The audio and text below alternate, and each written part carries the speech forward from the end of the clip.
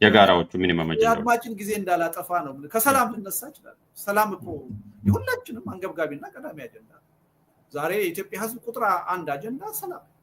ያለ ሰላም የትኛውንም ልዩነታችንን ወደ ተግባር ልንለውጥ አንችልም። የትኛውንም ፍላጎታችንን ልናሳካ አንችልም። አሁን የኢትዮጵያ ሕዝብ ከጫፍ ጫፍ ትልቅ የሆነ የሰላም ችግር አለ። ወጥቶ ገብቶ በሰላም ሰርቶ መኖር የማይችልበት፣ ልጆቹን በአግባቡ ትምህርት ቤት ልኮ ማሳደግ የማይችልበት የሰላም ችግር አለ። ይሄ የሰላም ችግር የፖለቲካ ኃይሎቹ ብቻ ሳይሆን የእያንዳንዱ ዜጋ የጋራ አጀንዳ፣ የህዝቡ አጀንዳ ደግሞ ቀዳሚው አጀንዳችን ሊሆን ይገባል እና ሰላም ዋናው አጀንዳችን። ህልውና ከሰላሙ ጋር ተያይዞ የመጣብን የህልውና አደጋ ዛሬ በኢትዮጵያ ተጨባጭ ሁኔታ የህልውና አደጋው ተለይቶ የአንድ ህብረተሰብ አለ። ሁሉም የህብረተሰብ ክፍል የህልውና አደጋ ውስጥ አሁን እኮ ከ7-8 ሚሊዮን በላይ ህፃናት እኮ ትምህርት ቤት የማይላኩበት እኮ ሀገር ውስጥ ነው። የወደፊት ዕጣ ፈንታ የላቸው። እነዚህ ህፃናት ሳያድጉ ሞተዋል፣ ተቀጭተዋል። በዛ ሁኔታ ላይ ነው ያለን። ኢኮኖሚው ከመኖር ወደ አለመኖር እየሄደ ነው። ዜጎቻችን በመሞትና በመሞት መካከል እድላችን እንሞክር እያሉ ባህር ገብተው እኮ እያለው በዛ አይነት ሁኔታ ውስጥ ነው ያለው። ስለዚህ የኢኮኖሚ ችግር፣ የኑሮ ውድነት፣ ድህነት የጋራ አጀንዳችን ነው። የህልውና አደጋ ራሱ ይዞ መጥቷል። ይሄ ቀላል ነገር አይደለም። ስለዚህ በአጠቃላይ በአካባቢው ላይ ያሉ የጦርነት ችግሮች፣ የሉዓላዊነት ችግሮች፣ እነዚህ ሁሉ የጋራ አጀንዳዎቻችን ናቸው። ይልቁንስ ምንድነው በጣም የጋራ አጀንዳዎቻችን አሁን ብዙ ናቸው። እነዛን ሁሉ ብዙ አጀንዳዎች ወደ መድረክ አምጥተን አሁን መወያየት መከራከሩ ፋይዳ የለውም። ቁልፍ የሚባሉት የበለጠ ከህልውናችን ጋር የተሳሰሩት አንጥረን አውጥተን በነዛ ሚኒመም አጀንዳዎች ላይ ተሰባስበን ግራንድ የሆነ ኮሊሽን ፈጥረን ትግሉን ማጠናከር ነው። ዝርዝር የሆነ የማህበራዊ፣ የኢኮኖሚ፣ የፖለቲካ፣ የውጭ ጉዳይ የአጀንዳ ልዩነቶች ሊኖሩን ይችላሉ። የጋራ አጀንዳዎች ሊኖሩን ይችላሉ። አሁን ዛሬ ግን መሰረታዊ የሆኑት ከህልውናችን በመቀጠልና ባለመቀጠል ጉዳይ ላይ መሰረታዊ በሚባሉት አጀንዳዎች ላይ አተኩረን መስራት ነው እና አጀንዳ ከሌላ ሀገር ጋር ሲነጻጸር አይደለም፣ ከራሳችንም ያለፈ የፖለቲካ ሁኔታ ጋር ሲነጻጸር ከበቂ በላይ የጋራ አጀንዳ ነው ያለው። በቂ መሆኑ አይደለም፣ እጅግ መሰረታዊና ከህልውናችን ጋር የተያያዘ አጀንዳ እና የአጀንዳ እጥረት አይደለም ይሆን። ሌላውን ትተነው እኔና ጀዋር እኮ አሁን ተሰደን ነው የምንኖረው። በ27 ዓመቱ የኢህአዴግ አገዛዝ እየታሰርኩም እየተፈታሁም ነፃነቴንም እያጣሁ አገሬ ይኖር ነበር። ዛሬ እየታሰርኩም እየተፈታሁም አገሬ መኖር አልችልም። ስደተኛ ለመሆን ተገድጃለሁ። አገሬ እንዳልገባ ተከልክያለሁ። ትናንት እየታገልኩ ንብረቴ ተወርሶ አያውቅም። የወንድሞቼ፣ የዘመዶቼ፣ የጓደኞቼ ንብረት ተነክቶ አያውቅም በኔ ምክንያት። ዛሬ ለማስመሰል እንኳን ሳይሞክር ፍርድ ቤት ሳይከሰኝ ሀብት ንብረቴን የሚወርስ መንግስት ነው። ጀዋርም ሌሎችም የሚጠብቃቸው ዕጣ ፈንታ ከዚህ የተለየ እንደማይሆን ምንም ጥርጥር የለም። ይሄ እኮ የጋራ አጀንዳ እኮ ነው። እና ጀዋር ኢትዮጵያ ውስጥ ሆነን የሰላማዊ ትግል ማካሄድ እየፈለግን ከችግሩ ጋር፣ ከአምባገነኑ ጋር፣ ከህዝባችን ጋር ተፋጠን መኖር እየፈለግን እኮ አገራችን መግባት ያልቻልንበት የጋራ አጀንዳ እኮ ነው። ከዚህ በላይ ምን ሊያስተባብረን ይችላል? እና ሪሊ ከበቂ በላይ የጋራ አጀንዳ ነው። ከሌሎች ሀገሮችም ሁኔታ ጋር ሲነጻጸር፣ ከራሳችን ያለፈው ፖለቲካ ታሪክም ጋር ሲነጻጸር እንዳሁኑ ኢትዮጵያውያንን የሚያስተሳስርና የጋራ የሚባል አጀንዳ ኖሮን ነው። በብዙ ነገሮች ከህልውናችን ጋር የተያያዘ የጋራ አጀንዳ ነው ያለው እና በዚህ ረገድ በስቶብን ነው የተቸገርነው እንጂ የጋራ አጀንዳ አተንና አንሶና አይደለም ማለት ነው።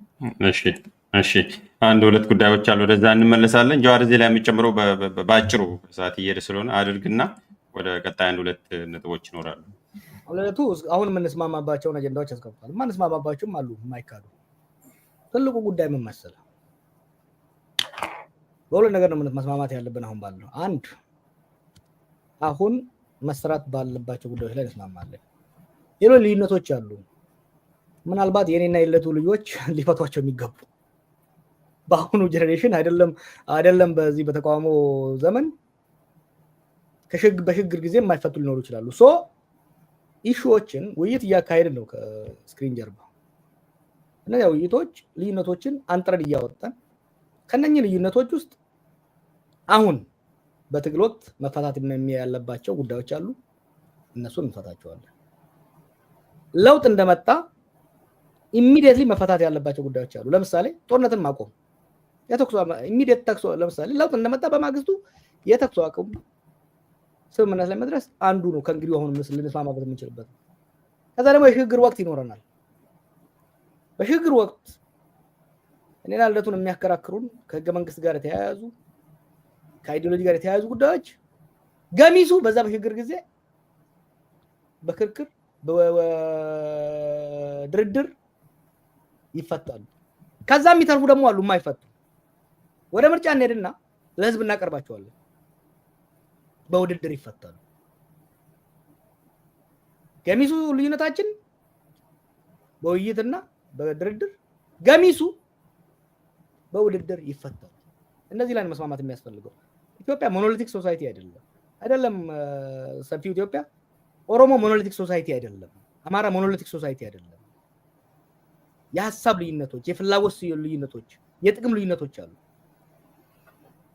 ሰው ይሄን ልዩነት ሁሉ እርግፍ አድርጎ በአንድ ሳምባ ይተንፍስ አይደለም እየተባለ ኖ ልዩነቶች ወደ የነፍጥ ግጭት እንዳያመሩ በፖለቲካ ምህዳሩ ላይ ስርዓት ተበጅቶላቸው የመጫወቻ ህጉ ላይ ስምምነት ተደርጎ በዛ መጫወቻ ህግ ውስጥ ግማሹም በድርድር እና በኮምፕሮማይዝ ግማሹም በውድድር እነዛ የድርድርና አሁን መስማማት ያለብንና በሂደት የምንስማማባቸው ሮድ ማፕ ስንል ምን መሰለህ ፍኖተ ካርታ የሽግግር ፍኖተ ካርታ ስንል እነዚህ ልዩነቶች ማኔጅ ተደርገው በስቴፕ ባይ ስቴፕ በፌዝ የሚፈቱበትን አስቀድመት መስማማት። ለምን ነው የሚያስፈልገው መሰለህ? መፈራራትና ሚስካልኩሌሽን ወደ ግጭት እንዳያስገባ ቅድመ ከተስማማ የትኛው ጉዳይ በምን ሜካኒዝም መቼ ይፈታል የሚለውን ቀድመን እናስቀምጣለን። አሁን ለምሳሌ የሰላም ጉዳይ አሁን መስማማበት ነው ፒሪየድ። ከዛ በኋላ ያሉን እንትን በጉልበት ያለ ማስፈታት ለመጫን ያለ መሞከር የምንስማማበት ነው። ለዛ ነው ኢሚዲየትሊ ከለውጥ በኋላ ወደ ተኩስ አቁም የምንሄደው። ከዛ ግን ከህገ መንግስት ጋር ከሌሎች ጋር የተያያዙ ከፖሊሲ ጋር የተያያዙ ጉዳዮች ደግሞ በሂደት ቅድም እንዳልኩት ግማሹ በድርድር ግማሹ በውድድር ይፈታል። ሁሉም አንተም ያለበት ሀገር እየፈታ ያለው በዛ ነው የተገነባው እንደዛ ነው።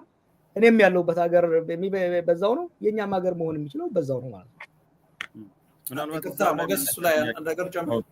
እሺ አንድ ጥያቄ የሚነሳውም በዛ እንዲጨምር አሁን ጀዋር ባነሳው ላይ ሁላችንም በሰላም ጉዳይ ላይ እንስማማለን የጋራ አጀንዳችን ነው የሚል ነው ያነሳውና ልደቱም አንስቶታል። በተደጋጋሚ የሚነሳው የሽግግር ሂደቱ ምን ቅርጽ ይዛል ሲባል አንዱ ጠመንጃ ያነገተና በሰላማዊ ትግል የሚንቀሳቀሰው ሁለታችሁ የሰላማዊ ትግል አቀንቃኞች ናችሁና በጋራ እንዴት ልትታገሉ ትችላላችሁ የሚል ጥያቄ ስላለ እሱም እንዲነሳ ስለፈለኩኝ ነው። ጀዋር ያዝልኝ። ልደቱ የምጨምረውም ጨምረ ይሄንን መድረስ እንድታረግ ወይል መጀመሪያ ጀዋር በሰጠው ላይ ትንሽ ለመጨመር ነው።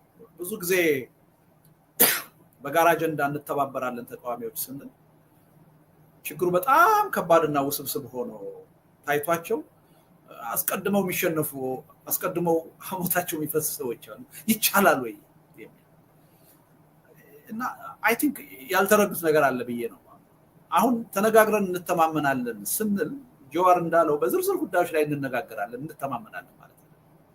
የምንተማመንባቸው ነገሮች ቢኖሩ አሁን አስፈላጊ ያልሆኑ አጀንዳዎች አሉ ሂደቱ የሚፈታቸው ማለት ነው።